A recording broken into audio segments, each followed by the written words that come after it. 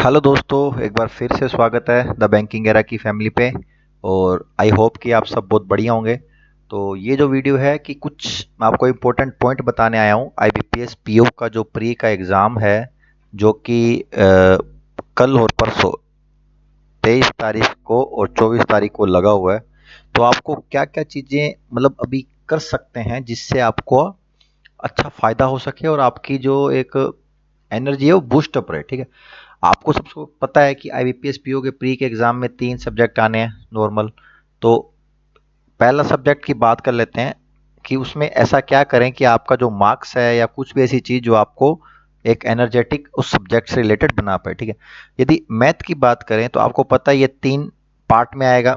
एक आएगा speed math, एक आएगा अर्थमेटिक और एक आएगा डीआई पोर्शन। ठीक है, तो स्पीड मैथ की बात करें तो अभी आपको क्या करना है, केवल कैलकुलेशन जो है, कैलकुलेशन उसको जितना आप ज़्यादा करें, नॉर्मल बैठे बैठे कैलकुलेशन कीजिए, जिसका क्या होगा इम्पैक्ट आपको अर्थमेटिक के क्वेश्चन को सोल्व करने पे मिलेगा और उसका इम्पैक्ट आपको डीआई के क्वेश्चन को भी सोल्व करने पे मिलेगा। मान लो अर्थमेटिक पे आपकी अंडरस्टैंडिंग है और यदि आप अभी कैलकुलेशन ओनली कैलकुलेशन कैलकुलेशन करेंगे तो उसकी अंडरस्टैंडिंग से क्या होगा, अर्थमेटिक के क्वेश्चन की जो अ, समझने के बाद, अंडरस्टैंडिंग होने के बाद उसकी जो इक्वेशन बनाती है उसको सोल्व करने का जो एक टाइम, जितना मिनिमल टाइम रिक्वायर्ड होगा उसमें आपको बहुत ज़्यादा हेल्प मिलेगी।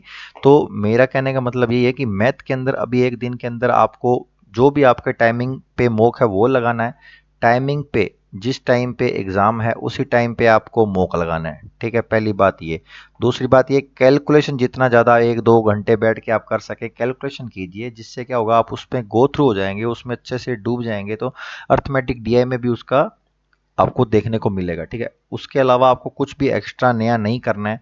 केवल ये जो चीज़ है आपको एक एक अहेड लेके जाएगी सब्जेक्ट से रिलेटेड और आपके एग्ज़ाम से रिलेटेड। ठीक है, और दूसरी बात, जो भी आपने चीज़ें अभी तक की हैं, मॉक में गलती की है, जो भी आपने सीखा है उस चीज़ को भी एक बार गो थ्रू हो जाइएगा, जिससे क्या होगा कि आपकी जो एक बार बार गलती करने की जो आदत है मॉक में, वो आपके माइंड को रिमाइंडर दे कि वो गलती एग्जाम में नहीं करनी है। ठीक है, ये चीज़ आप जरूर कैलकुलेशन में, या आप जिस तरह कैलकुलेशन करते हैं उस तरह कैलकुलेशन नहीं करनी है जो आपने सीखी है, तो वो भी ध्यान रखिएगा। ठीक है, फिर बात कर लेते हैं दूसरा जो सब्जेक्ट आता है रीजनिंग का।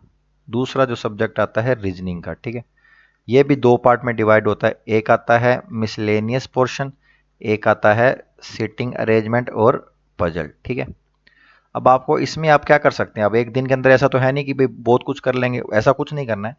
मिसलेनियस के अंदर क्या, जितने भी टॉपिक है ना, जितने भी टॉपिक हैं, तो उन सबका एक जैसे पैटर्न होता है। जैसे अल्फ़ाबेट सीरीज का एक पैटर्न होता है, एक जो नंबर्स वाला आता है पैटर्न होता है, जो एक बिल्कुल ईजिली पैटर्न आपको गो थ्रू करने को है, जो आपने नोट्स बनाए हैं।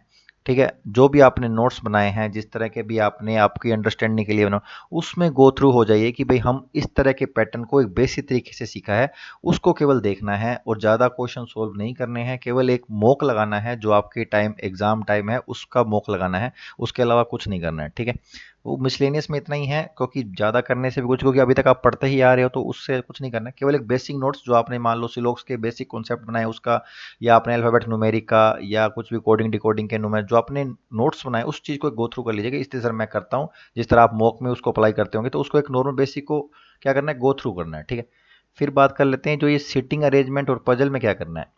इसका बना के आपको नहीं देखना है, केवल ये देखना है कि पजल्स के कितने पैटर्न आईबीपीएस पीओ में पूछे गए अभी तक मॉक में। ठीक है, मॉक में भी और लास्ट ईयर के एग्जाम में, उस पैटर्न को एक बार अपनी आंखों के नीचे से गो थ्रू कर लीजिएगा कि ये पैटर्न आए हुए हैं और हमको इसको एक कॉल करना है माइंड को कि भाई इस तरह के पैटर्न आ सकते हैं। तो हमको कोई ऐसा एक्सेप्शनल केस है या एक्सेप्शनल पजल है या एक्सेप्शनल सीटिंग अरेंजमेंट है जिससे आपको लगता है कि भाई आप उस चीज़ को बार बार भूलते हैं या बार बार करने में आपको टाइम लगता है, तो उस चीज़ को ज़्यादा फोकस कीजिएगा।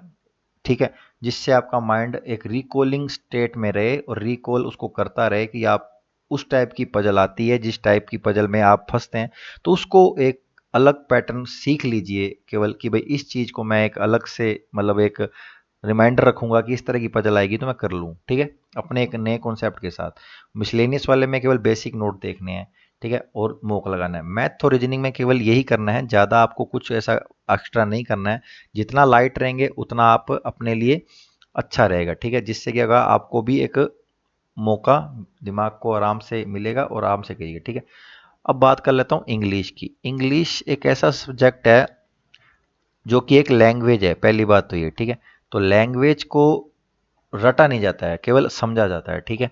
मैथ में या चीज़ें रटी जा सकती हैं या रीजनिंग के कुछ कॉन्सेप्ट रटे जा सकते हैं, लेकिन इंग्लिश में कुछ चीज़ें रटी नहीं आती। इसमें क्या होता है, एक आता है ग्रामर पोर्शन, ठीक है, एक आता है रीडिंग वाला, रीडिंग कंप्रेशन, ठीक है, सॉरी। तो देखो, ग्रामर में आपको पता है कि फिक्स चीज़ें पूछेगा प्री में, ठीक है, फिक्स पूछेगा। तो उसको एक थोड़ा सा, जैसे मान लो पैरा जंबल आता है, पैरा जंबल आया, तो उसमें कुछ कुछ टिप्स हैं ध्यान रखने वाली, तो उसको एक बार देख लेना है कि हाँ ये चीज़ें आती हैं, ठीक है। कुछ एरर के रूल्स हैं जो कि बहुत फ्रिक्वेंटली पूछे जाते हैं, उस चीज़ को देख लीजिएगा। जैसे निमिषा मैडम ने 120 रूल करा रखे हैं, तो उसमें मैडम ने ये भी बताए होंगे कि बहुत ऐसे नियम हैं जिस पे रूल हैं जिस पे बहुत ज़्यादा एरर आती है, ठीक है। तो जैसे और वर्ड स्वैपिंग है वो तो आप कर लेंगे मॉक में जैसे है। तो कुछ चीज़ें मॉक से आपने सीखी होंगी, कुछ चीज़ें आपने इस अपने जो भी नोट्स बनाए हैं उससे भी आपने सीखी होगी। तो एक बार नोट्स को गो थ्रू कर लीजिएगा, नॉर्मल नोट्स को एक थ्योरली एक देख लीजिएगा कि भाई एरर वाले या जो भी आपको अपने तरह के नोट्स है उसको गो थ्रू कर लीजिएगा, ठीक है। जिससे क्या होगा, वो रिकॉल हो जाएंगे।